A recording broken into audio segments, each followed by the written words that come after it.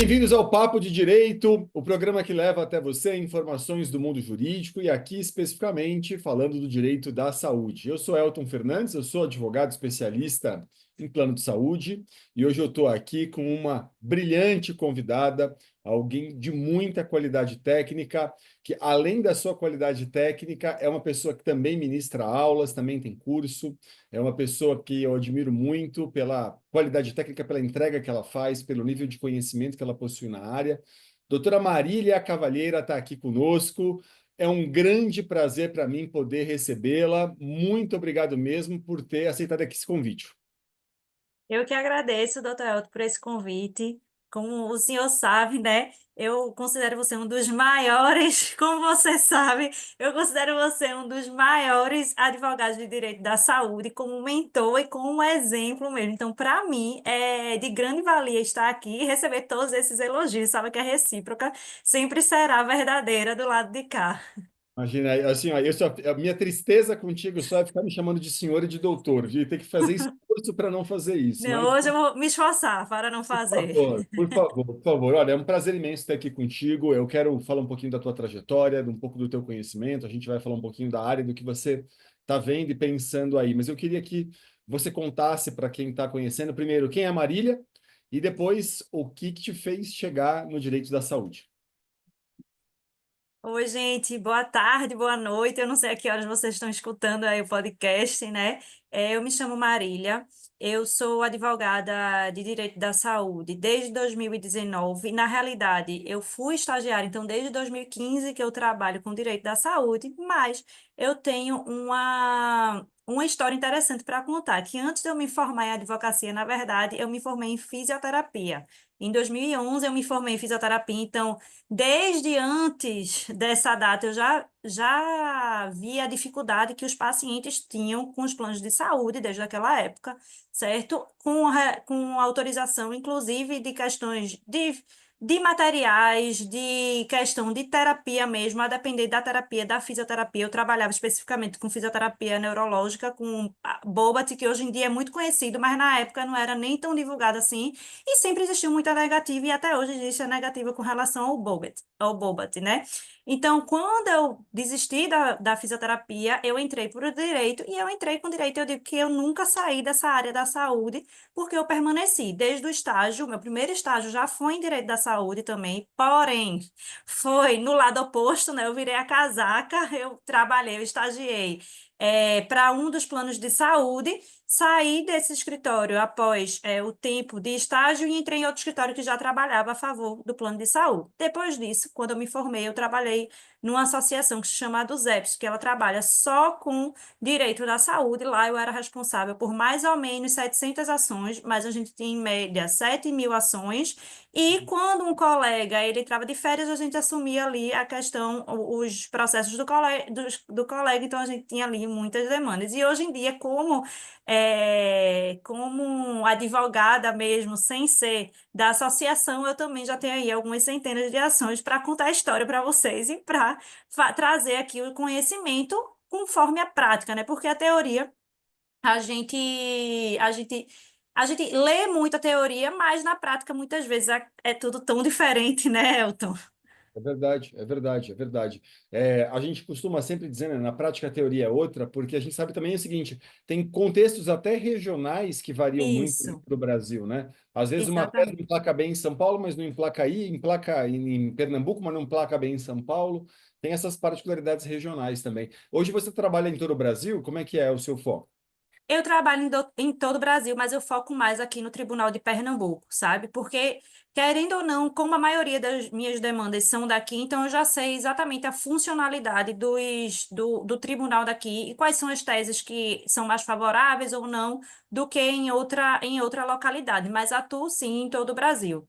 Legal. Como é que está a tese aí do falso coletivo empresarial? Eu queria, na verdade, que se você puder contextualizar um pouquinho para a gente, né, para quem de repente não está familiarizado do que é um falso coletivo, Sim. que aí explicasse um pouquinho de como é que está a tese aí em Pernambuco.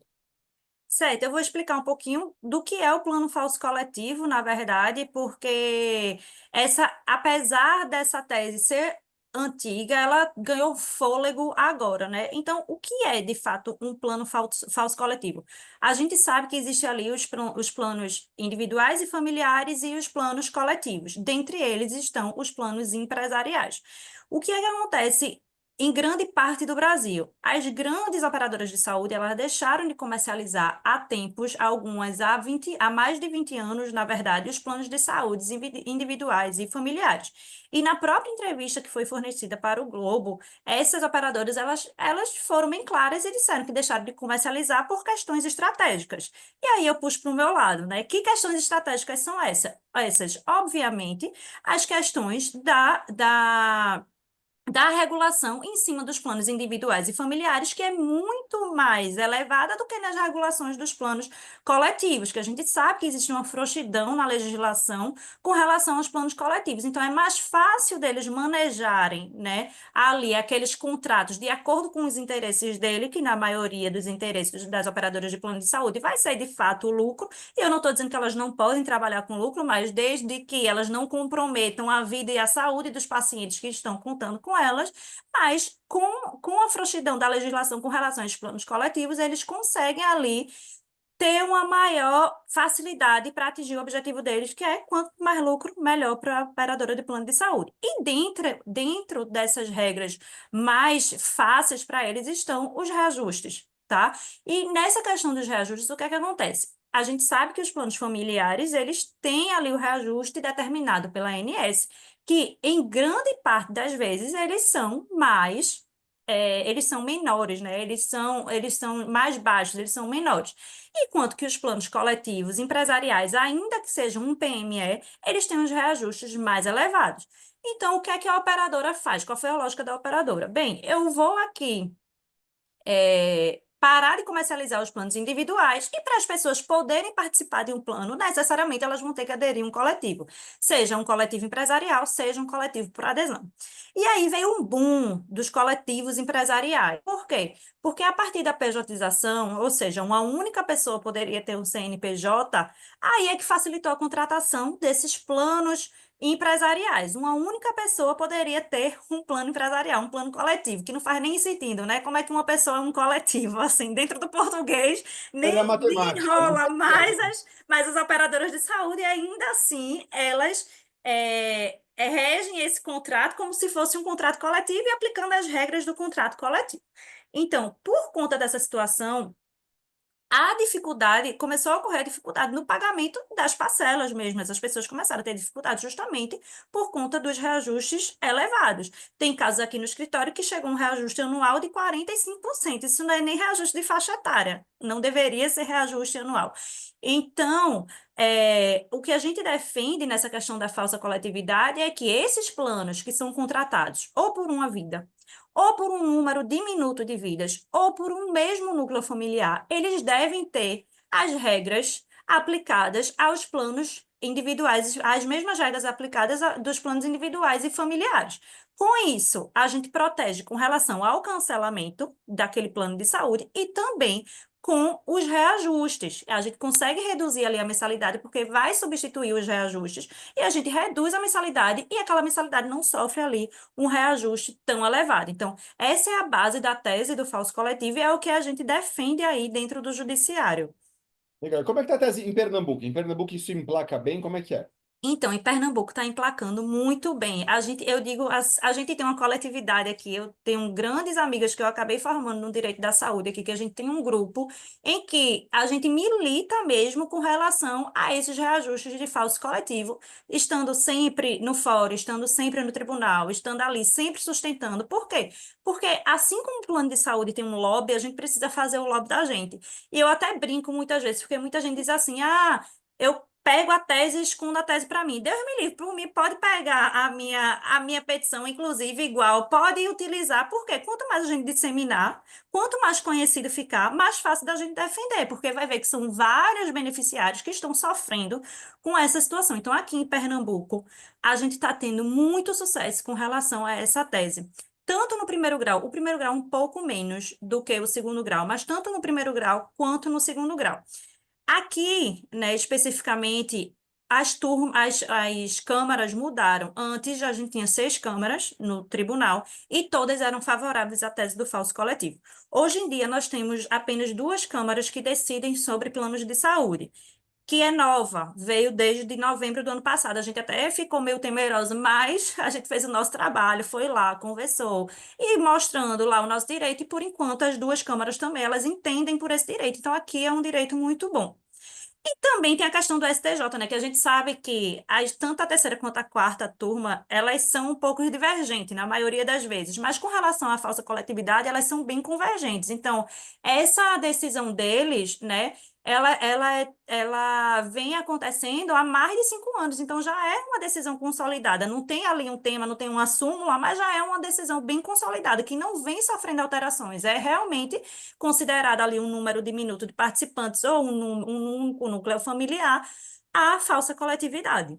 Eu acho até que o STJ não deveria nunca botar a mão nesse tipo de caso por conta de fatos e provas, né? Em tese, seria a revisão de fatos e provas se o tribunal local está entendendo que, de acordo com os elementos concretos do processo, há um falso coletivo, seria a revisão de fatos e provas, o que em tese está Isso, errado, né? Não, o STJ também ele não poderia e tal, mas é legal você ressaltar aqui que as duas turmas do STJ têm convergido nesse sentido, né? Eu sempre costumo dizer assim, poxa.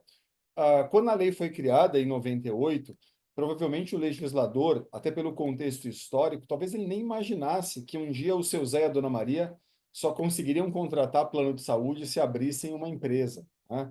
E o mercado engendrou de fato isso, aproveitou do fato de que a gente agora tem a possibilidade de abrir um MEI para uma pessoa física para poder fazer com que quem quiser ter plano de saúde agora acesse isso sempre via uma pessoa jurídica, já que isso torna os reajustes, como você falou, muito maiores e além da possibilidade de rescisão de contrato, né? Quer dizer, eles isso. entendem aí que será um plano empresarial. Agora, tem muita crítica por parte da operadora, né? Eu queria ver como é que você se posiciona aí. Tem muita crítica por parte da operadora de que esse entendimento do falso empresarial, ele mitigaria o direito da liberdade contratual. Veja, olha, a liberdade contratual da operadora a praticar um reajuste ou não querer um consumidor, não querer celebrar um contrato com uma empresa, né? Como é que vocês têm visto aí, como é que o Tribunal de Pernambuco tem encarado essa questão? Veja, não existe liberdade contratual a partir do momento que você só disponibiliza um contrato para a pessoa assinar. Então, assim, ela assina porque a única possibilidade dela assinar é aquele contrato. Então, não existe. Aquelas regras que estão postas ali, e eles não poderem aplicar depois da decisão, não é que a gente esteja mitigando a liberdade contratual dele. Na verdade, ele já mitigou a liberdade contratual do beneficiário. É o oposto, né? Existe o vício desde ali do início.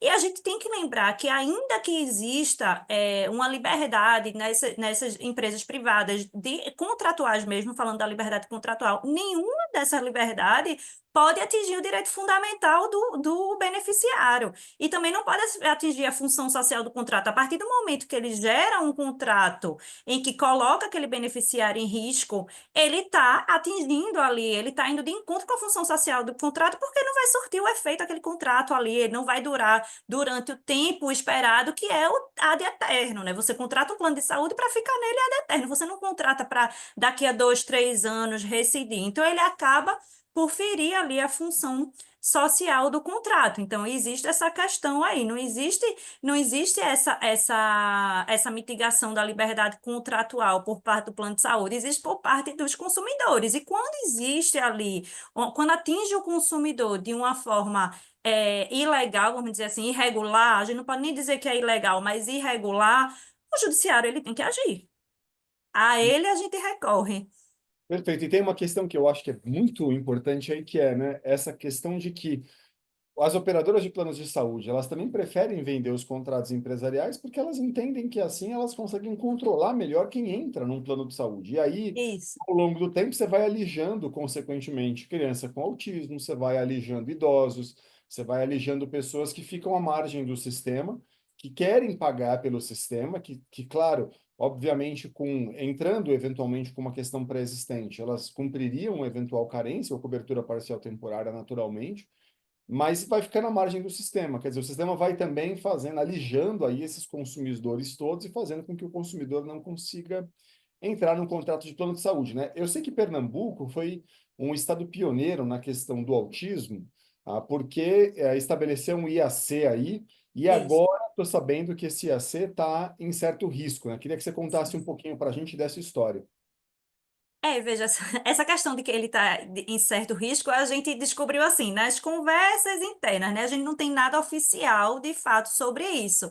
Mas existe, sim, um movimento, e aí eu digo que é um movimento do plano de saúde mesmo, assim como a gente faz, que a gente faz os nossos encontros com os desembargadores, eles também vão lá fazer os encontros deles para tentar alterar aí esse entendimento. Então, o que a gente soube é que realmente eles estão batendo muito forte em cima desse IAC, né? Para ver se eles conseguem derrubar esse IAC. Então, existe essa movimentação. Eu acho que nesse momento específico, em que houve mudança de Câmara, que tem essas câmaras novas, eu acho que nesse momento eles não vão conseguir alterar, mas eu acho que em algum momento vai se abrir novamente a discussão sobre esse IAC. E com relação, só um adendo, Elton, que eu fiquei pensando aqui, com relação à existência dos planos empresariais e coletivos, lá atrás, quando você falou da questão de quando a ANS criou, né?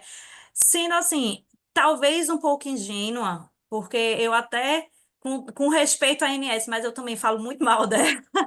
Mas assim, nesse momento, sendo um pouco ingênua, o que eu acho que foi pensado na época é que realmente um contrato coletivo ele tem poder de decidir sobre aqueles reajustes. Só que o que a gente percebeu é que aconteceu o contrário. Ninguém teve. O que a INS deve ter pensado assim, não, eles vão discutir o reajuste e pode ser que eles apliquem um reajuste, inclusive, mais baixo do que o que a gente ali determinou, né? Só que o que aconteceu foi exatamente o contrário. Óbvio que tem planos de saúde com 50 mil vidas, 60 mil vidas, que eles conseguem, de fato, discutir aquele reajuste. Porque qual plano de saúde quer perder 60 mil vidas? Nenhum. Então, eles vão discutir aquele reajuste. Mas um reajuste de um contrato que tem duas pessoas, três pessoas, ninguém vai ter força para discutir esse reajuste anual. Então, eu acho que foi uma falha mesmo da ANS não regulamentar esses reajustes, ainda que tivesse uma liberdade maior, mas de não regulamentar certinho esses reajustes dos planos coletivos. E acho que tem uma questão aí que a gente brinca muito dizendo, né? Pelo princípio da primazia da realidade, se eu contratar a babá do meu filho pelo MEI dela, pouco importaria, né? Porque se ela entrar com uma ação amanhã contra mim, ela vai conseguir o vínculo de emprego, o FGTS, 13º. Isso. O nome que a gente dá a um contrato é irrelevante, né? O que é relevante mesmo é a prática, é o dia a dia do contrato é que revela o que ele é efetivamente, né? Quando o seu Zé e a Dona Maria estão dentro de um contrato de plano de saúde empresarial, eu diria, mas que poder de barganha o seu Zé e a Dona Maria possuem nesse plano de saúde, né? Então, as operadoras, de alguma maneira, subverteram a lógica do contrato empresarial e, ao invés de esse plano ser destinado às grandes corporações, ele acabou sendo um plano popularizado. Eu tenho visto, eu não sei como você tem visto daí, aqui tem me parecido que está havendo uma migração até dos planos coletivos por adesão para os planos coletivos empresariais. Eu tenho notado uma certa migração, talvez, pelo número de consumidores, pelo nível de reajuste, né? Que a gente sabe que, historicamente, dos planos coletivos por adesão, pelo menos das grandes operadoras, tem sido maior. Você tem notado isso no cotidiano da profissão? Eu tenho notado essa movimentação. Eu tenho notado, inclusive, que as pessoas realmente estão abrindo CNPJ apenas para ter direito ao plano de saúde, porque já saíram de um coletivo por adesão porque não conseguiam mais pagar. E não tem aqui no mercado. Eu sei que em São Paulo ainda existem alguns planos de saúde familiares, eu acho, individuais. Me corrija se eu estiver errada, mas aqui em Recife simplesmente não existe mais nenhum.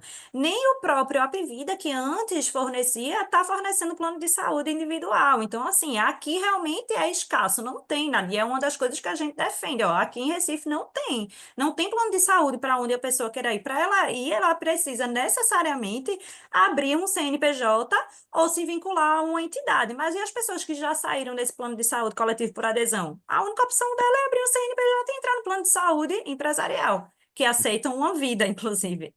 Em São Paulo, a gente tem poucas operadoras vendendo ainda um contrato individual. Claro que não são as operadoras mais queridas do mercado, vamos chamar assim, né? Mas a gente tem pouquíssimas empresas vendendo, o que traz uma baixa até competição entre elas. O que torna também o mercado aí interessantíssimo, porque Quando você não tem, de fato, e a pessoa está obrigada, o que muitos consumidores, eu acho que o que tem muito consumidor, o que o advogado que está nos acompanhando, né, provavelmente serão advogados que nos ouvirão, o que ele precisa entender é que muitas vezes é preciso despertar a consciência no consumidor, inclusive do Isso. problema. Porque tem muitos consumidores que ainda não tiveram um despertar da consciência para o problema que é o contrato coletivo para onde ele está entrando. E às vezes ele está olhando e falando assim, mas eu não tenho opção.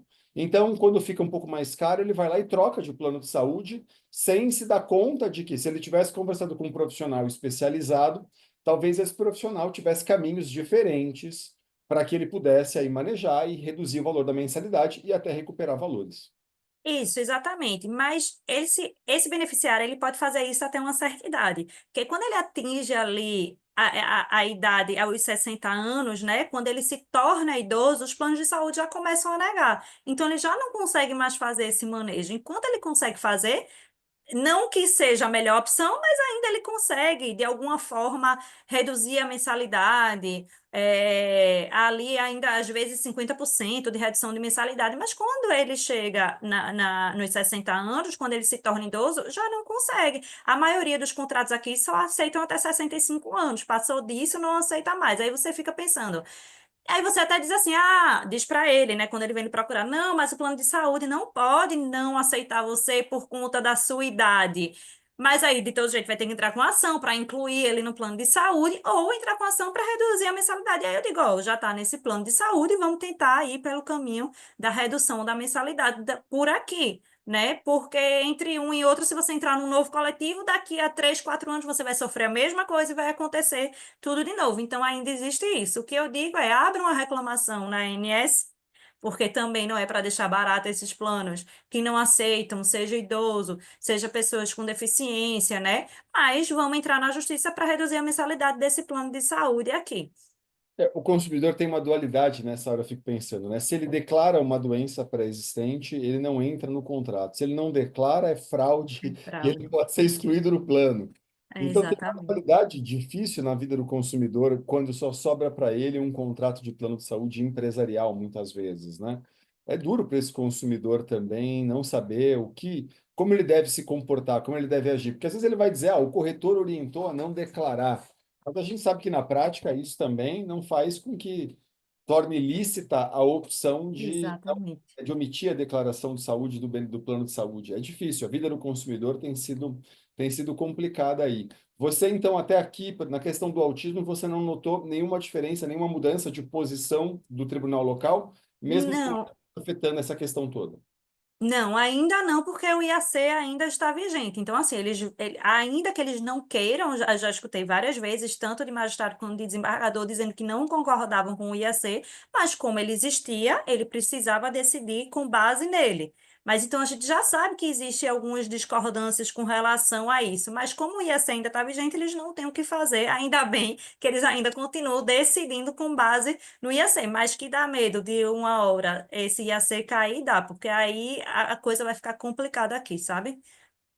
Marília, me conta um caso recente que você teve aí e que, assim, coisas das quais você vê no cotidiano da profissão e você fala assim, isso é uma loucura, ninguém imagina, no final de contas, você que tem uma vasta experiência, um caso que se diga assim, olha, isso é uma loucura que as pessoas não imaginam que isso acontece.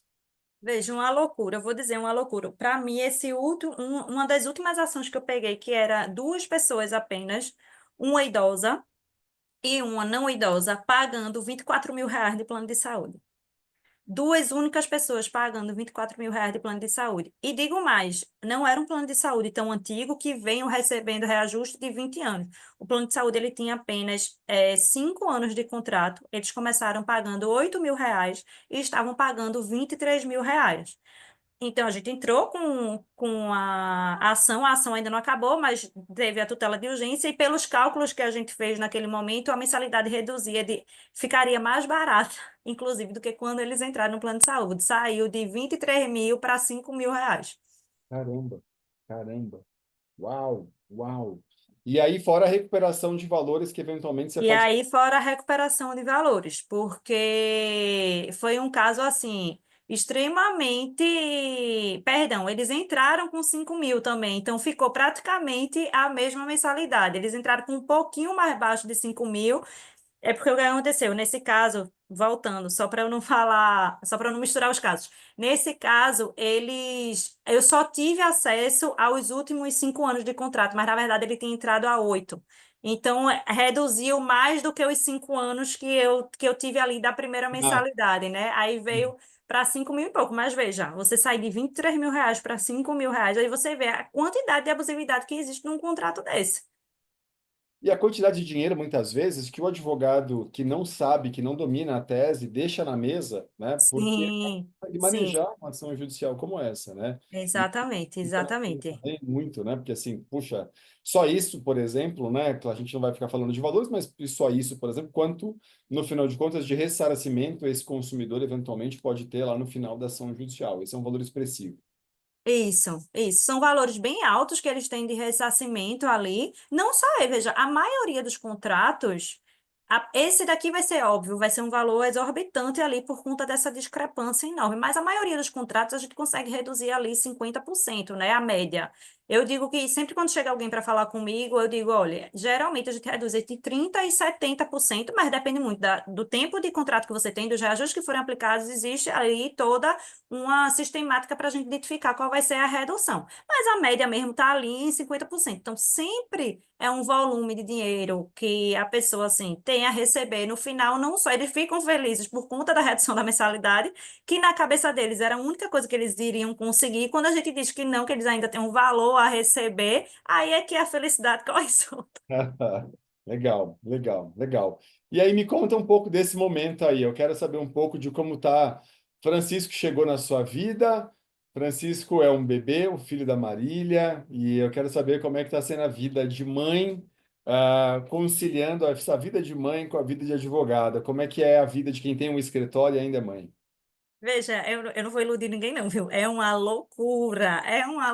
Assim, tem uma amiga, eu tava falando sobre isso com uma amiga antes de começar a live, que ela disse: Menina, como é que tu dá conta? Eu disse: Sei não, às vezes eu quero sair correndo, mas dá tudo certo. Então, o que é que acontece? Quando eu engravidei, na verdade, né, eu comecei a me preparar antes de eu ter Francisco mesmo, de fato, quando eu estava grávida, eu comecei a me preparar para o escritório crescer. Eu acho que ele já estava na hora de crescer, só que eu sempre ficava, não, vamos esperar mais um pouco. Então era só eu tomando conta das coisas, eu não delegava. E hoje em dia eu trabalho com duas advogadas, três advogadas, na verdade, duas advogadas que fazem trabalho interno de controladoria e de prazos, e uma advogada externa que trabalha ali despachando toda semana para os processos andarem, porque é diferente de São Paulo, aqui em Recife, a gente tem que colocar o processo para andar. Então, Sim. sempre fica uma pessoa ali que a gente fala com bucho no balcão, né, para poder fazer o processo andar. E eu acho que Francisco chegou, desde quando eu engravidei, para talvez eu crescer mesmo, profissionalmente, entender que a minha advocacia não adiantava eu dar conta sozinha, que eu não ia dar conta eu e Francisco. Eu tive muita ajuda também das minhas amigas. Logo quando eu tive Francisco, assim, no primeiro mês, eu tive muita ajuda das minhas amigas que pegavam os prazos para fazer alguns quando a advogada estava muito cheia também, porque, querendo ou não, eu ainda faço. Eu não deixei de fazer prazo, não. Não são todos os prazos que eu delego, tem prazos estratégicos que eu ainda faço. Então, isso tem me ajudado, né? O crescimento do escritório me ajudou a cuidar de Francisco, né? Porque agora eu consigo trabalhar meio expediente e estar em casa com o Francisco. Óbvio que quando aparecem algumas urgências, eu preciso vir para o escritório, mas é esporádico. Então, eu estou dando conta desse jeito com ajuda. Eu acho que ninguém cresce sozinho. Então, eu tô dando conta com o Francisco, e com a advocacia com essa ajuda, né? Tenho três profissionais brilhantes aqui no escritório e eu devo muita coisa a elas também. Não deixa de ser uma rede de apoio também, né? Exatamente, total. É importante ter com quem contar. É importante nessa hora você ter pessoas das quais você possa delegar questões aí.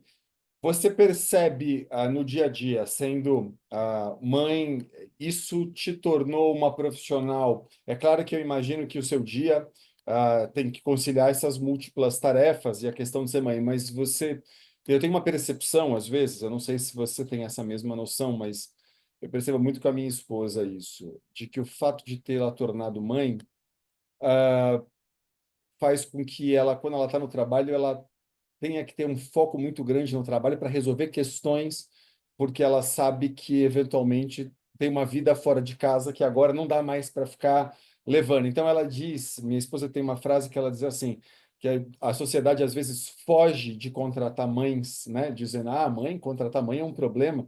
Mas ela diz assim, na verdade, a gente só deveria contratar quem é mãe, porque a pessoa entra no trabalho tão focada para resolver as coisas, Exatamente. ela é produtiva, ela sabe que ao sair do trabalho ela vai ter que fazer tantas outras coisas que ela tem que ficar focada ali. Como é que tem sido essa percepção para você? Mudou para você a forma de trabalhar? Mudou totalmente, mudou, mas é exatamente isso, porque assim, aqui na minha, eu brinco que a minha sala é a sala da fofoca aqui do escritório, porque eu trabalho aqui e meu pai trabalha aqui do outro lado, mas existe uma passagem, então ele trabalha do outro lado, e aí todo mundo do escritório quer entrar para falar com ele, aí fica a maior fofocagem na sala.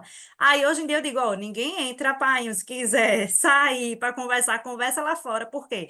Como tenho trabalhado meio expediente, então, meu expediente é focado aqui. Então, é aquele negócio. Eu entro, pareço um robô. Eu entro, faço o que tenho que fazer, e aí depois eu vou bater um papo, tomar um café, fazer isso. Justamente por conta disso, porque eu sei que eu tenho aquele horário ali limitado. Então, dentro daquele horário, eu estou focada em fazer só as coisas do escritório. É como eu disse, eventualmente eu preciso vir outro expediente aqui, a depender da demanda, das urgências, porque além de tudo, plano de saúde tem mania de descumprir tutela de urgência, né? E você fica também nessa questão aí. Mas é exatamente o que a sua esposa falou. O foco é diferente. Além do foco ser diferente, eu acho que a forma de lidar com as situações também se tornaram diferentes. Para mim, tudo era urgente. E hoje em dia eu percebo que não é bem assim. Então, apesar de estar focada e produtiva, eu consigo fazer as coisas com mais calma. Entendeu? Eu acho que Francisco mudou isso também em mim, da questão do que é urgente. O que é que eu não consegui fazer isso hoje? Ok, tudo certo, porque isso de fato não era urgente, porque a gente tem uma mania de colocar urgente, urgentíssimo, urgente, no final das contas fica tudo urgente na lista do dia, né? E aí eu aprendi com o Francisco que nem tudo é urgente. Urgente, na verdade, é minha maternidade com ele, principalmente nessa fase em que ele está pequenininho.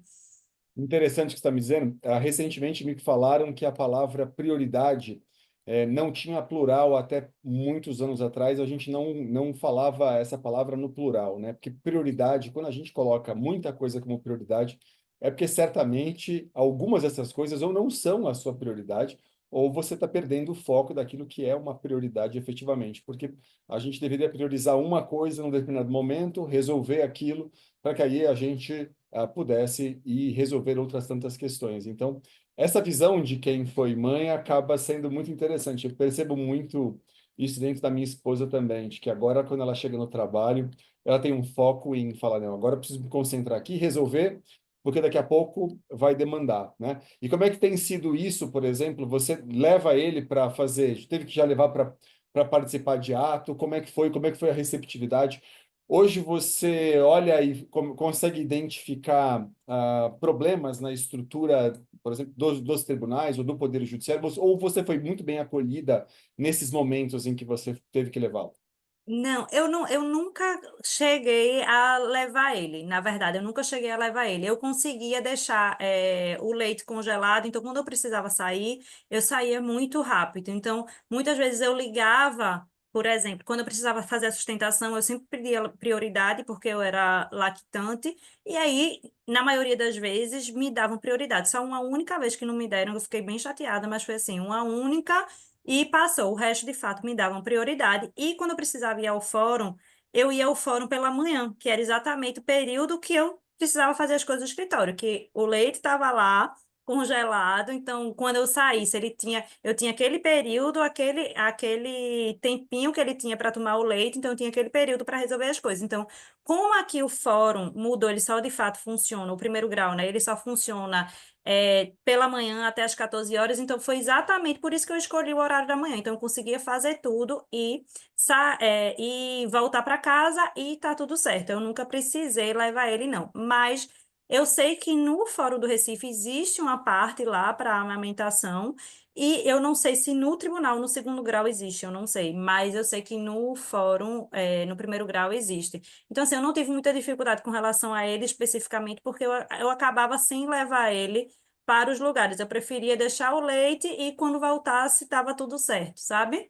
Legal. Marília, quando você olha para o setor de plano de saúde, né, o que que você acha, se tivesse que apostar ou em uma ação ou numa tese, o que você acha que crescerá nos próximos anos? Você, quando olha e fala assim, olha, você acha que, por exemplo, o despertar de consciência do consumidor está maior para uma questão do que para outra? Ou tem uma tese que você está olhando e falando, eu acho que isso aqui é o que a gente vai discutir cada vez mais daqui para frente, seja uma das coisas que a gente falou até aqui nesse encontro ou não, por exemplo. O que que você acha olhando daí?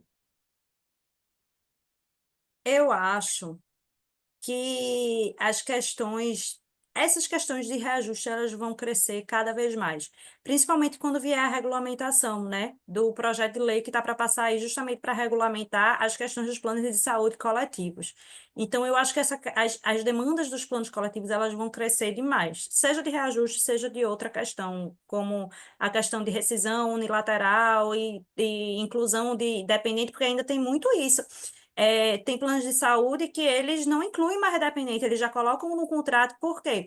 Porque eles não querem que crianças entrem no contrato para, infelizmente, não correr o risco de entrar uma criança que está ali no espectro do autismo. E eu escutei uma pessoa que trabalha, que é de dentro do plano de saúde falar isso. A gente passou a não incluir mais dependentes no contrato por conta dessa questão aí. Então, assim, é um absurdo total. E quando eu escutei, eu fiquei assim, ó. Eu acho que eu fiquei até sem reação. Um absurdo total. Então, eu acho que uma das demandas que vai crescer, porque está crescendo essas negativas de crianças entrarem no contrato. Antes a gente via muito idoso que não queria mais de crianças poderem ser incluídas como dependentes no contrato. Então, eu acho que essas questões de inclusão de criança vai crescer demais, principalmente quando chegar quando começar a se discutir o projeto de lei, porque tem muitas coisas acontecendo no Brasil no momento, mas vai chegar um momento que eu acho que esse projeto de lei vai de fato passar e a discussão eu acho que vai ser grande. Legal, legal. Então você continua apostando que a tese do reajuste é a tese principal que você acredita que no médio prazo é a tese que a gente vai mais escalar dentro da Eu advocacia. acho, dos reajustes dos planos coletivos. Não dos É, reajustes de faixa etária de planos individuais de antigos. Eu acho que deu uma esfriada nessa questão, mas eu acho que dos planos coletivos, eu acho que só vai crescer. eu concordo com você. Eu tenho também essa sensação. Acho que a gente vai discutir muito coparticipação cada vez mais também, porque os contratos agora cada vez mais vêm com coparticipações, né? Eu acho que isso também tem um tema aí. Não sei como você olha daí. Não, o que eu acho que eu lembrei agora, que eu acho que vai crescer muito, são as demandas desses nova modalidade de plano ambulatorial, que para mim foi um absurdo ter passado, né? Só esses planos super restritos. Então Processo. eu acho que vai ter uma, porque pronto, isso é uma coisa que eu acho muito importante. Assim como lá no passado não imaginava que os planos de saúde iam deixar de comercializar planos individuais e familiares, eu acho que a ANS está pecando mais uma vez, porque eu acho que o futuro dos planos de saúde é deixarem de comercializar esses planos que são mais abrangentes, ainda que existam negativas, para esses planos mais restritos que foi permitido pela ANS, né? Só cirurgias eletivas, ambulatório, essas coisas. Então, eu acho que vai chegar um momento que o plano de saúde vai deixar de comercializar esses planos mais abrangentes e passar só a comercializar esse. Então, eu acho que vai vir uma demanda, não agora, eu acho que é no futuro mesmo, num futuro não tão distante, mas também não tão próximo, mas eu acho que essas demandas vão chegar um momento que vão explodir também. É interessante o seu comentário, eu compartilho da mesma visão que você. Eu acho um grande retrocesso social a gente está discutindo ter plano de saúde exclusivamente ambulatorial, acho um grande retrocesso social mesmo, e acho que, eventualmente, aí o STJ deu uma decisão há uns meses atrás, eu posso até tentar pegar aqui, não tem nem meses, acho que tem semanas, uma decisão bem interessante que eu vi, que é uma decisão dizendo basicamente o seguinte: era um plano de saúde coletivo, era um plano de saúde, desculpa, um plano de saúde com a segmentação exclusivamente ambulatorial, em que o STJ determinou que mesmo nesse contrato a internação de urgência e emergência deve permanecer, o beneficiário deve permanecer internado mesmo após as 12 horas, quer dizer, ignorando a regra do cônsul 13, para muito depois disso, se ele não tiver condições de ter alta ou se não teve vaga para ele num serviço dentro do sistema público de saúde. Eu acho que isso, de repente, pode fazer com que as operadoras reflitam um pouco, mas eu Sim. continuo também entendendo aí que elas estão apostando, e é uma aposta ruim para o consumidor, né? O plano de saúde Isso. ambulatorial é uma aposta ruim para o consumidor, é um grande retrocesso social. Eu compartilho dessa visão aí. E acho que também a coparticipação é um outro tema que a gente vai ver cada vez mais discussão. Me parece que há um despertar de consciência. Não sei como você tem visto aí. Aqui eu acho que a coparticipação também tem muita gente me procurando com relação a exatamente a coparticipação, exatamente naquela questão que você fala. Os meus reajustes da mensalidade vem aumentando e minha coparticipação há 20 anos continua a mesma, né? Então, a gente tem uma discussão aí sobre essa questão da coparticipação, que eu acho que vai crescer, porque, inclusive, a maioria dos planos hoje em dia, ainda que coletivos, eles são comercializados com coparticipação, então vai ser um tema que também vai crescer bastante. Sem dúvida, sem dúvida. Eu tenho percebido daqui também que tem um aumento aí, uma procura cada vez maior disso. Acho que tem um despertar de consciência do consumidor. Eu queria entender agora de você algumas questões aí, assim, né? Eu sei que você lê muito, eu sei que você é uma leitora assídua, e aí eu queria entender qual foi o último livro que você leu? O último livro que eu terminei de ler foi O Lugar, de Anya Ernaux, não sei pronunciar o sobrenome dela. Um lugar chama. O Lugar que chama. Ele mexeu muito comigo, inclusive, é sobre a relação do pai dela com ela, em que ele veio de um lugar de muita miséria mesmo. Ele aos 8 anos, ele já descia ele já descia nos, ai meu Deus, como é que chama? Naquelas questões de minério, sabe? Ele já descia ali aos 8 anos de idade, depois passou a trabalhar na lavoura, tudo muito jovem ainda, e ela começa a ter tudo para dar uma vida. Assim, óbvio que ele cresceu antes, foi muito antes de ter ela, que ele quis mudar de vida, mas ele deu uma vida para ela de estudos e de possibilidade de crescimento, e o mundo deles não se batiam. E é uma história real, porque ela conta a história do pai dela. Então foi um negócio que mexeu muito comigo, com as realidades, ainda que dentro de casa, seja assim, existe a convivência ali, mas existe um vácuo de realidade muito grande entre uma pessoa que ela de fato consegue estudar e aquela pessoa que está ali, e eles não conseguiam se entender por conta disso. Então, é um livro que faz a gente pensar muito, assim, como sociedade mesmo, o quão as pessoas são vulneráveis mesmo. A gente aqui, eu digo que a minha bolha, a gente é muito privilegiada, então assim, a gente tem que sempre olhar com outros olhos para essas pessoas que não tiveram o privilégio da gente de estudar, de conseguir assim tudo através não só do estudo, porque eu tive várias facilidades, então assim, eu acho que é uma crítica à sociedade de como a gente que teve essas facilidades, a gente não consegue olhar muitas vezes para o outro, para a dificuldade do outro ali, que levou a vida para tentar melhorar a vida de outra pessoa e ainda assim eles não conseguiam se entender, sabe? Então foi um livro que me deixou bem pensativa, bem reflexiva e é muito bom. Eu acho que é bom todo mundo ler. O seu pai foi sua principal inspiração jurídica para que você fosse advogada? Como foi isso? Seu pai é advogado, você acabou de mencionar para a gente. Meu pai é advogado. Agora é engraçado, porque assim, hoje em dia ele é total, ele é minha inspiração para todos os aspectos dentro da advocacia e extra-advocacia também. Ele é minha inspiração para várias coisas.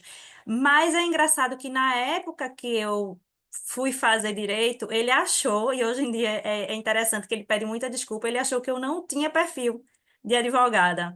Tanto que quando eu fiquei entre fisioterapia e advocacia, ele achou que era melhor eu fazer fisioterapia. E naquela época, quando você é jovem, 17 anos, né? Eu escutei a voz da razão, vamos dizer assim, mas ele não tinha razão. Mas no final das contas ele não tinha razão. E aí eu me encontrei totalmente no direito E ele faz, meu Deus, olhe você. E ele diz assim, eu nunca fui. É interessante que ele fala isso, eu até me emociono que ele fala assim, eu nunca fui um advogado tão militante quanto você. Você nasceu para fazer isso. Aí eu fico até emocionada. E aí ele é minha inspiração com relação a tudo, porque assim, ele não é porque é meu pai, não, mas ele é muito inteligente. Então, muitas vezes, apesar dele não trabalhar com direito da saúde, ele é tributarista. Muitas vezes, quando eu estou aqui, eu estou em um caso que eu faço assim, meu Deus, eu tenho que achar uma saída para esse caso. Aí ele senta, vamos estudar, vamos ver como é. Aí ele sempre consegue, de alguma forma, processual, falando, não dentro do direito mesmo da saúde, mas processualmente falando, ele sempre consegue ali achar uma saída para que a gente consiga, assim, dar certo. Então, ele é, sim, minha inspiração para tudo. Eu digo que eu queria ser metade, ter metade do conhecimento que ele tem, que eu já estava feliz. Aí ele diz para mim: você consegue fazer tudo que você quiser, minha filha, porque eu nunca vi uma pessoa tão focada. Quando você se aprofunda, você vai até o limite da profundidade do assunto. Então, assim, tudo que você quiser, você consegue fazer. E é minha inspiração. Eu não tenho nem o que falar, é minha inspiração. Legal. Você se acha disciplinada? Como é que é? Demais, disciplinada demais. Às vezes eu queria ser menos, É. Eu, mas eu eu tenho sou a disciplinada sensação, demais. eu acredito que você seja, eu tenho sempre dito, eu tenho dito isso há muito tempo, que eu acho que as pessoas focam muito em estar motivadas para algumas coisas. E é claro que a motivação, ela é importante para que você inicie algo. Mas me parece sempre daqui que a disciplina e constância, né? A disciplina e a constância que faz com que você se mantenha em um determinado caminho, que você aperfeiçoe a sua técnica. Isso, e assim, além da disciplina, eu sou uma pessoa que eu não gosto de ficar parada. Então, eu sempre estou procurando teses novas, eu sempre estou procurando. Chega um caso para mim que, inicialmente, eu vejo assim, não tenho o que fazer, mas aí, sabe aquele negócio, você fica com aquilo na cabeça e você vai pensando, peraí, deixa eu sentar aqui, deixa eu raciocinar, deixa eu ver o que eu consigo fazer. Então, eu sempre fico procurando alguma coisa nova para poder para poder me aprofundar mesmo e ter novas demandas. Por exemplo, essa última da Golden, né? No início eu fiquei pensando, eu disse, meu Deus, como é que vai ser? Porque aqui em Recife eles não vão mais conseguir. E aí quando eu lembrei do compartilhamento de risco entre a Golden e a Mil, eu disse, pois é por aí mesmo que eu vou. Aí consegui, né, graças a Deus, era um idoso de 82 anos com neoplasia. A gente conseguiu, e a partir daí até começou a chegar mais demandas, que eu disse assim, não, vamos, eu acredito no seu direito, porque eu acho que uma coisa do advogado, pelo menos o que eu acredito sobre a advocacia, é que quando você acredita no direito daquela pessoa, você consegue ser melhor advogado do que você já é, ainda que você seja um advogado muito bom. Mas eu acho que quando a gente acredita no direito da pessoa, a gente consegue defender ali com unhas e dentes, né? Meu pai tem uma frase muito interessante e que eu levo isso para a vida. Eu sempre tento fazer o advogado do diabo, porque ele diz assim: você é um advogado bom quando você sabe defender o seu direito. Você é um advogado bom quando você sabe defender o seu direito e o direito da outra parte, porque aí você vai conseguir derrubar todos os argumentos que ele está trazendo. Legal, que legal. Sobre isso, especificamente, queria te fazer uma pergunta. Você tem usado inteligência artificial? Como é que você tem lidado com isso? Eu comecei, Elton, eu não era muito a favor da inteligência artificial, não, sendo muito sincera. Mas eu comecei a usar a inteligência artificial mais para a questão de organização de peça. Porque eu não sou muito do visual law, mas eu sei que, a depender de como você coloca, de fato, algumas coisas chamam mais atenção. E eu sei que o judiciário está visando essa questão. Óbvio que chegam umas peças que eu faço, pelo amor de Deus, está me deixando tonta só de olhar essa contestação. Então, eu uso muito, passei a usar muito a inteligência artificial para a questão de organização, de como ficam melhor os argumentos, a posição, se eu preciso colocar algum destaque diferente do que o que eu coloco, que é negrito, porque minhas peças, a maioria, ela é texto corrido ainda, sabe? Texto corrido. E o que eu quero destacar, geralmente eu coloco em negrito, mas a inteligência ela traz uma facilidade de que aumenta o destaque, ainda que seja em negrito, de colocar uma faixa azul, enfim, então eu estou utilizando muito a inteligência artificial para essa questão aí. Legal, que legal, que legal. Eu acho interessante, eu me lembrei disso porque você estava falando dessa frase do seu pai, e eu acho sempre muito interessante porque às vezes eu tento usar para ver o que, para pensar, na verdade, o que, que o outro lado vai dizer a respeito, para tentar encontrar uma lacuna naquilo que a gente está falando. Porque às Ah, vezes você sim. está tão convicto daquilo que a gente está dizendo que você pensa, mas será? E o outro lado, o que será que o outro lado vai dizer? E às vezes é importante e interessante esse exercício de alteridade para que você possa falar, de fato, talvez eu possa melhorar esse argumento a fim de diminuir o risco do argumento. Isso acontece muito. Às vezes, como eu gosto de deixar muito, assim, eu sou um pouco perfeccionista demais, então às vezes eu quero deixar a peça muito redondinha. E muitas vezes eu chamo atenção para o fato que talvez o plano de saúde nem mencione. Aí eu fico pensando ali, eu fico, rapaz, será que eu boto isso? Se eu não boto, mas eu fico com medo assim, se eu não botar e o juiz disser que eu estou agindo de má fé, entendeu? Fico pensando. Aí eu disse, não, eu prefiro argumentar tudo. Se o plano não falar, aí problema dele também, mas eu já vou levar tudo, porque, inclusive, na pós, de lá do ILMM, a gente tinha na minha turma, tinha o pessoal que defendia o plano de saúde. E a gente brincava dizendo que era o lado da luz e o lado das trevas, né? A gente brincava nesse sentido. Todo mundo sempre se deu muito bem, mas uma das coisas que eles batiam muito na tecla era que tinha muito advogado que agia de má fé. E na minha cabeça não entrava essa argumentação, porque assim, veja, não tem como, a pessoa tem que mostrar isso. Aí tem um colega minha que até dizia, Marília, mas tem advogado que não fala, que não traz documento, que não fala nada disso.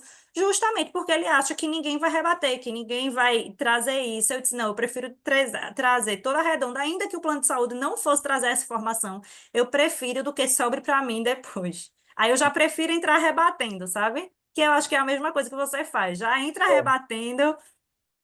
Eu tenho a sensação de que também, assim, quando você, uma pós-graduação que tenha os dois lados da mesa, é sempre interessante É também, muito bom. porque às vezes a gente está tão convicto daquilo que a gente está dizendo que ter a visão contraposta sobre o que está acontecendo, abre a sua cabeça, porque às vezes, como a gente está de boa fé e como a gente advoga, eu vou falar assim, como a gente advoga de uma maneira limpa, respeitosa, né? Não tem sacanagem na advocacia que você faz ou que eu faço aqui dentro. Eu sempre fico pensando que às vezes a gente parte desse pressuposto e também não entende que muitas vezes existem abusos e existem coisas que são muito delicadas. Recentemente, inclusive, eu disse para um juiz que não fazia sentido exigir de mim os últimos três comprovantes de pagamento, quando o Código Civil diz que apresentado o comprovante da última prestação, presume-se pagas todas as demais. E ele disse para mim, doutor, mas o senhor não tem ideia da quantidade de vezes em que se fraudou aqui dentro da minha vara um comprovante de pagamento, achando que eu não ia perceber. E então, quando você lida com a realidade, às vezes ela foge à nossa percepção de quem está fazendo uma advocacia séria, combativa, mas né, num Sim, nível de seriedade, de dizer, não, né, o jogo é duro, mas é na bola, um chefe de exatamente. né, na canela, não. E isso é muito importante, né? É muito importante. Eu quero te fazer aqui algumas questões ainda, que é o seguinte. Bom, você falou que seu pai hoje é uma grande influência para você, né? Mas você tem alguma paixão fora do direito, assim, que você fala assim, o que que você tem algum autor, alguma coisa que você olha e você fala assim, isso aqui me inspira muito. Como é que é? Fora do direito, um Ou mesmo, autor. por exemplo, um autor ou alguma coisa que alguém que você acompanha fora do mundo jurídico, que você diz assim, essa pessoa me inspira muito. Você tem uma admiração, você tem eu vou chamar quando a gente falar de um ídolo, a gente, né, parece que a gente Sim. ah, É não é a Lady Gaga, né, mas a gente Não, tá, mas sendo muito sincera, eu vou pensar aqui, porque eu sou muito ruim de, assim, se não for ninguém próximo de mim, eu acho que as pessoas que eu mais admiro sempre estão perto de mim, sempre é alguém da minha família. Eu sou muito ruim de seguir influências, a realidade é essa. Então, para mim é muito difícil responder essa pergunta, porque eu acho que questão de admiração são sempre os que estão próximos de mim mesmo, assim, toda minha família no geral, eu admiro muito, sabe? Então, para mim é muito difícil falar de alguém fora desse contexto. Eu já disse que eu admiro você nessa questão do direito da saúde, mas é um contexto extra, eu acho que é minha família como um todo, sabe? mas tem um pensador, uma personalidade que você diga assim, ah, poxa, isso aqui. ou sei lá, um autor que você costume ler qualquer coisa que esse autor publica, por exemplo, né? Sei lá, de repente você tem uma série de livros de um autor ou uma autora específico, por Ah, exemplo. sim, sim, sim. Machado de Assis, aí não, não tem para onde. Apesar que eu fiquei um pouco. Depois, assim, gosto muito da literatura dele, não mudou minha perspectiva com relação a ele, com relação, inclusive, à profundidade, que a gente pensa que não, mas os livros dele são extremamente profundos, apesar de ele levar com muita ironia, né? A escrita dele é muito irônica, mas é de uma profundidade, assim, tremenda. Então, tudo dele, se deixar, eu tô lendo. Apesar que eu tive uma decepção, assim, quando eu fui estudar mais sobre ele, né? Porque eu acho que quando você é isso, eu sou muito ruim. Eu gosto de seguir algumas pessoas, mas eu sou muito ruim de permanecer nessa, bem entre aspas, né? Idolatria e tudo mais. E aí eu, quando eu estudei sobre ele, uma das coisas que ele bateu muito de frente é que ele não queria que a mulher entrasse na literatura, né? Então isso ainda me deixou um pouco decepcionada, mas eu entendo também que eu não posso fazer ali o anacronismo, né? Então, era a época em que ele vivia de fato, e continuo achando assim, tudo que ele escreveu para mim é de uma excelência. É bem legal você dizer isso. Esses tempos atrás, eu gosto muito do Chico Buarque, por exemplo. Eu adoro as músicas do Chico. Eu já fui em alguns shows dele.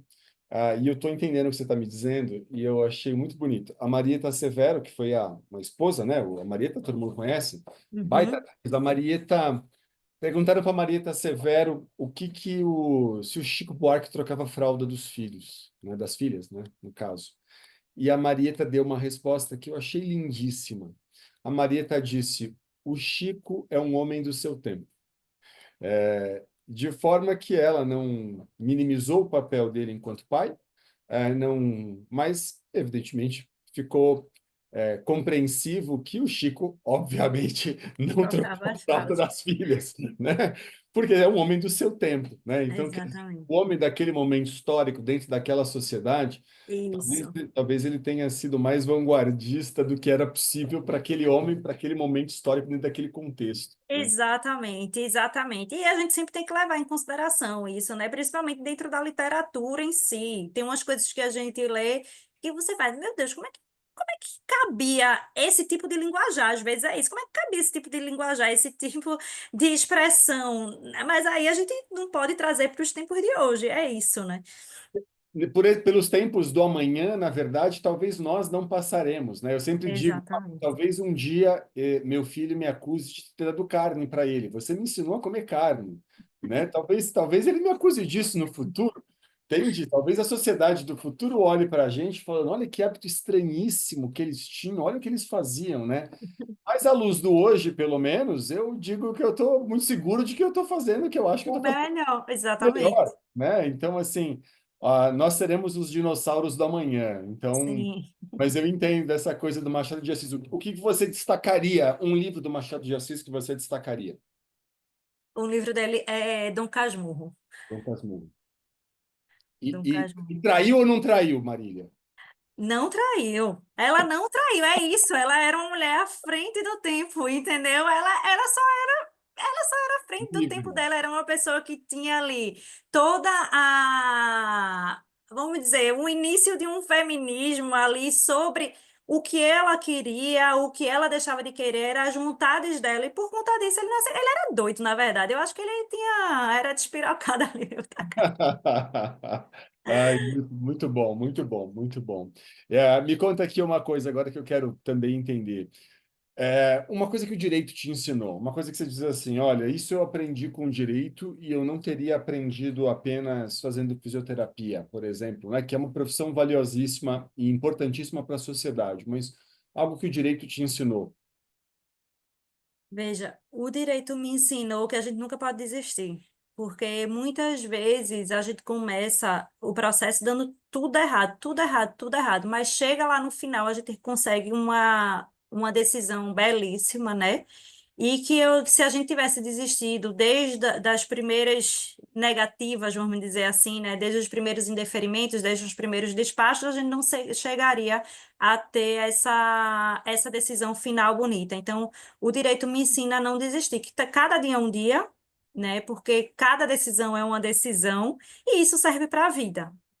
Cada decisão, inclusive que a gente toma, leva a um caminho diferente. Então, cada decisão dada pelo juízo leva a gente a uma forma de peticionar diferente, a uma forma de argumentar diferente, e isso faz com que a gente cresça, inclusive, não só profissionalmente, porque a gente vai achar alguma saída ali, ainda que seja indo conversar com o magistrado 3, 4, 5 vezes, a gente vai achar alguma saída de tentar mostrar o que a gente fez. E que, além disso, além dessa questão, é que muitas vezes não está, nada está sob o nosso controle. Então, assim, não tem coisas que a gente não pode fazer e que não está sob o nosso controle, que a gente deu o nosso melhor e a gente só resta esperar para que venha em relação ao nosso, que a resposta venha com relação ao que a gente fez. E me conta aqui uma coisa assim, teve algum momento muito difícil na carreira em que você falou assim, cara, eu acho que não é para mim, eu quero parar, ou algo que você tenha sentido mais e depois prosseguido, assim, como foi? Como foi assim essa foi ou foi mais Veja, linear? eu acho que a advocacia tem altos e baixos, sabe? Eu não vou ser essa pessoa que vai dizer, ah, é maravilhoso. Grande parte das vezes é. Mas eu acho que a advocacia tem altos e baixos, justamente. Eu não sei como são os outros advogados, mas falando com a minha experiência, né? Eu sou uma pessoa que eu faço o meu trabalho e eu espero que a pessoa faça o dela. No caso que o judiciário faça o dele. E muitas vezes a gente vê que eles nem leem a peça da gente, que eles não leem os argumentos da gente. Então, muitas vezes isso me deixa frustrada. Não pela decisão, porque não, se ele entende diferente de mim, a advocacia existe justamente porque pessoas entendem diferente sobre aquele direito. Eu não me importo daquela vara entender diferente de mim. Mas é quando eu vejo que não leu absolutamente nada, sabe? Então, assim, eu fico um tanto quanto chateada e às vezes eu fico pensando, eu disse, não é possível que eu não esteja enxergando isso ou que não. Então, às vezes eu fico um pouco frustrada e fico assim, meio frustrada com o direito, mas pensar em desistir eu nunca pensei, nunca passou pela minha cabeça. A gente passa uma época mais assim, desiludida, vamos dizer, mas nunca pensei em desistir, não.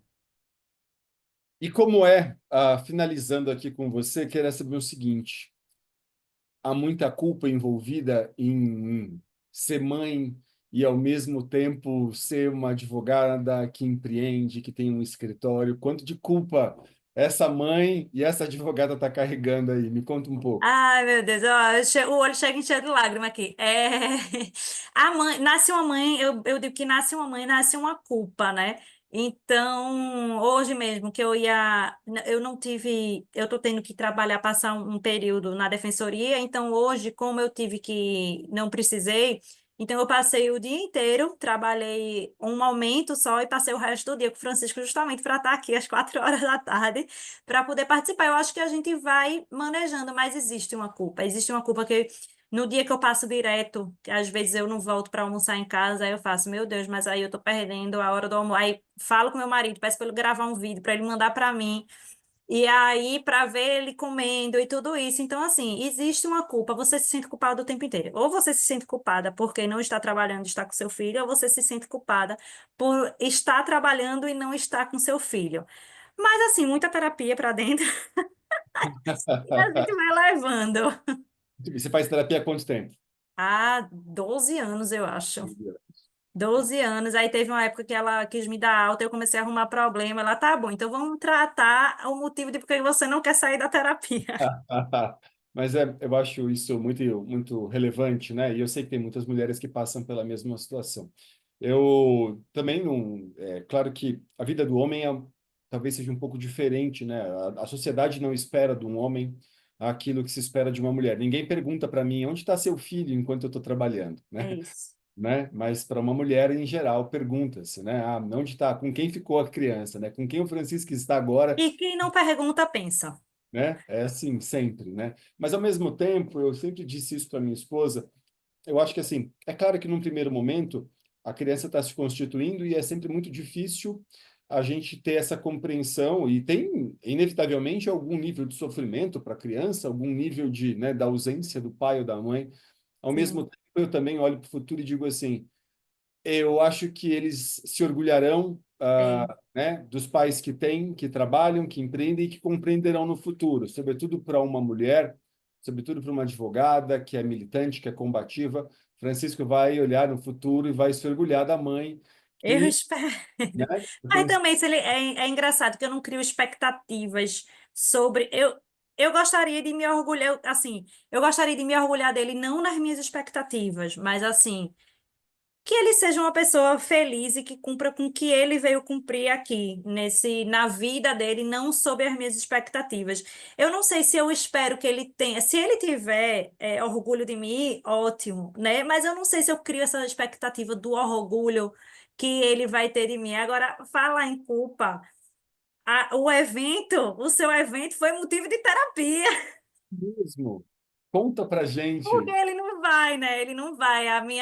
Conversando com a minha terapeuta, ela disse: Olha, ele é muito novinho, é melhor você não tirar ele da rotina. Então eu vou, chego de noite e volto no sábado já. Então, assim, eu só vou, vai ser praticamente um bate e volta para poder ir e voltar. Aí ela disse assim: Eu faço tudo que minha terapeuta manda, viu? E aí ela disse assim: É melhor você não levar ele. Ela estuda muito bebê, né? Ela é melhor você não levar ele, não tire ele da rotina. Você vai e volta.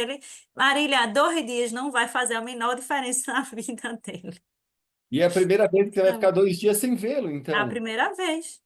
A primeira vez. Eu segurei até. Pronto. Ontem foi quando eu fechei o hotel, que até então eu disse: não, vai que eu desisto no meio do caminho. Eu disse: não, agora eu já paguei tudo, já tá tudo, passagem comprada, hotel reservado, vai ser assim mesmo. Que interessante, que interessante, que interessante isso, que Mas é interessante. a vida, é isso, é a vida, a gente vai trabalhar com a culpa, né?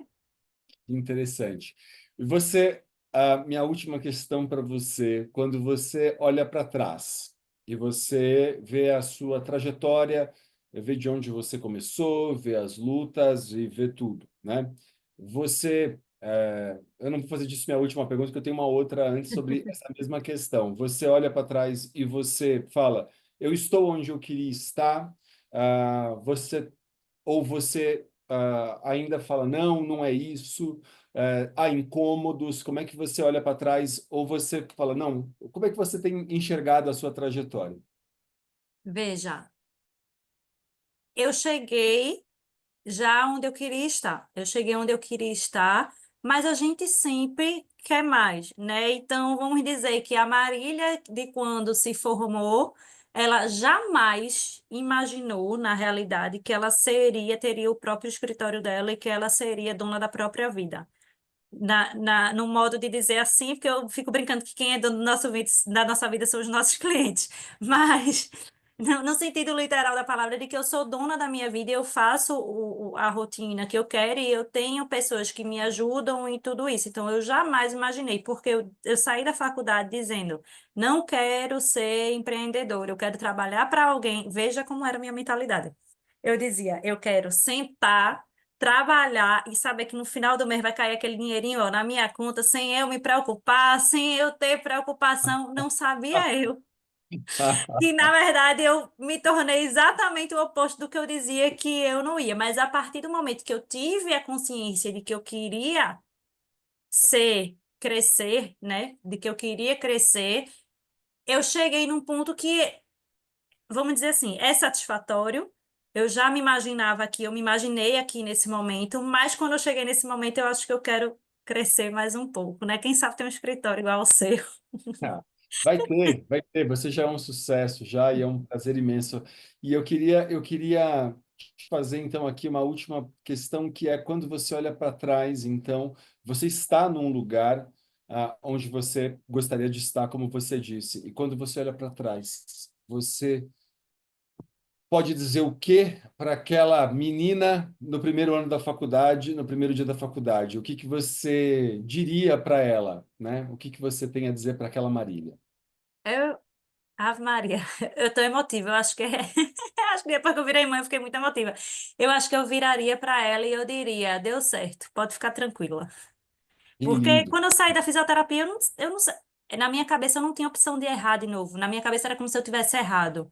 Então, quando eu entrei em direito, eu não tinha opção de errar de novo. Então, A minha faculdade foi uma faculdade de angústia, sabe? Porque eu achava que eu tinha que gostar do direito, que eu não tinha opção de não gostar do direito, porque eu já tinha desistido de um curso, eu não ia desistir de outro, eu não ia falhar, né? Novamente. Então, eu acho que o que eu diria para minha Marília, quando entrou na faculdade de Direito, foi: pode ficar tranquila que deu certo. Que lindo, que lindo, que lindo, que lindo.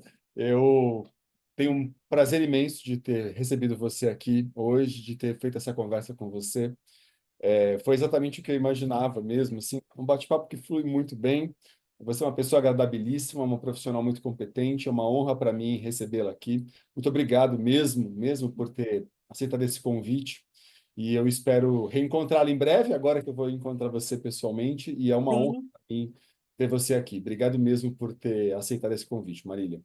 Eu que agradeço demais, Elton. Você sabe aí minha inspiração dentro do direito da saúde, então eu que agradeço, assim, ter o seu reconhecimento para mim. Aí é que eu digo mesmo para aquela Marília, pode ter certeza que deu certo. Obrigada demais por esse convite, viu? Muito obrigado, um beijo grande. Tchau.